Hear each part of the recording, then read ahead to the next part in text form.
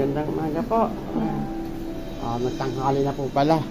Nagluluto po tayo ngayon ng ginataang tulingan. Ito po siya.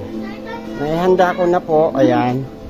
Nagyan ko ng sibuyas, bawang, luya, kamatis at siling labuyo. And then lulutuin muna natin siya sa pangalawang gata.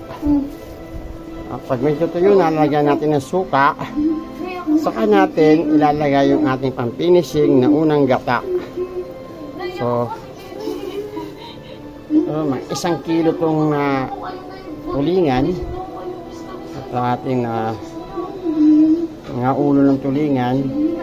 At ating pong papaksiwin sa agagataan para masarap po. So, ayun na po. Naihanda na po natin ang ating gataang tulingan.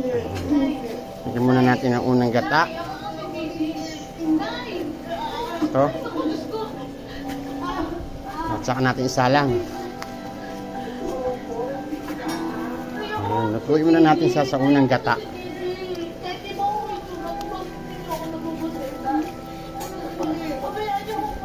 Okay, salang na natin. Okay na.